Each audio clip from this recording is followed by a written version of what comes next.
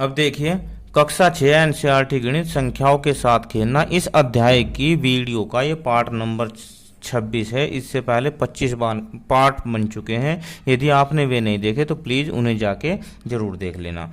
अब देखिए, प्रश्नावली 3.5 की प्रश्न संख्या 11। संख्या 18 2 और 3 दोनों संख्याओं से विभाज्य है। किस किस से? 2 और 3 से। यह 2 गुणा 3 बराबर 6 से भी विभाज्य है। इसी प्रकार एक संख्या 4 और 6 से विभाज्य है, दोनों से। क्या हम कह सकते हैं कि वह संख्या 4 गुणा 6 बराबर 24 से भी विभाज्य होगी? यदि नहीं तो अपने उत्तर की पुष्टि के लिए एक उदाहरण दीजिए।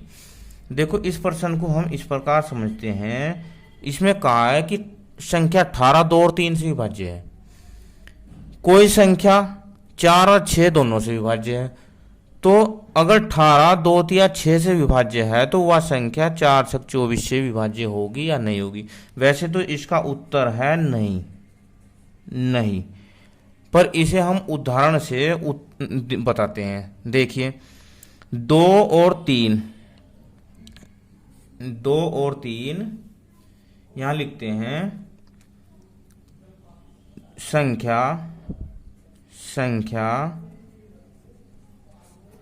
2 और 3 सह अभाज्य संख्याएं हैं, सह अभाज्य संख्याएं हैं।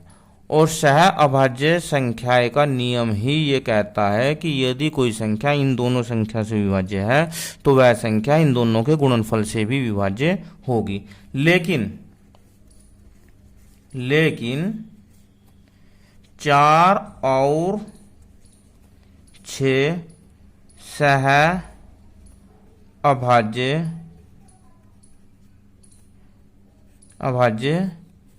संख्या नहीं है, नहीं है।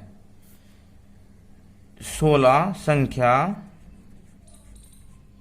संख्या 12 ले लेते हैं। चलो, संख्या 12 4 से विभाज्य है, 4 से विभाज्य है। तथा 6 से भी विभाज्य है। देखो, है ना, 6 से भी विभाज्य है। और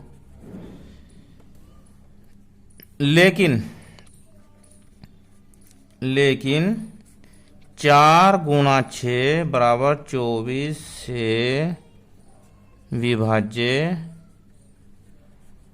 नहीं है। देखो, है तो नहीं? 4 6 24, 24 से 12 विभाज्य नहीं है। ये इसका आंसर हो गया। अब इसके बाद प्रश्न नंबर 12 को देखते हैं। प्रश्न नंबर 12 क्या कहा है इसमें? मैं 4 भिन्न भिन्न अभाज्य गुणनखंडों वाली सबसे छोटी संख्या हूं, क्या आप मुझे ज्ञात कर सकते हैं?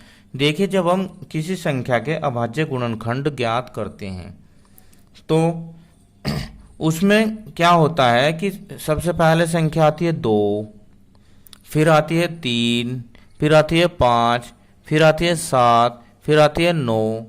ठीक है, यानी कि जब हमने किसी के अभाज्य गुणनखंडन किए तो हम उसे 2 से भाग करते हैं, फिर 3 से भाग करते हैं, उसके बाद 5 से, 7 से, तो अभाज्य संख्या हो जाती है 2 3 5 7 11 13 और भी आगे। तो उसने कहा कि मैं सबसे छोटी हूं। तो अगर हम छोटी संख्याओं की गुना करेंगे तो तभी तो छोटी संख्या आएगी, और अगर हम बड़ी संख्याओं की गुणा करेंगे तो बड़ी संख्या आएगी। तो उसने कहा कि सबसे छोटी संख्या हूं। तो हम क्या करते हैं, हम लिखते हैं कि सबसे छोटी 4 अभाज्य संख्या ले लेते हैं। अभाज्य संख्याएं कौन कौन सी होंगी बताओ? एक तो 2 होगी, 3 होगी, 5 होगी और 7 होगी। अब ये गुणनखंडों वाली संख्या है तो इन अभाज्य संख्याओं की गुणा करते हैं। ठीक है, अभाज्य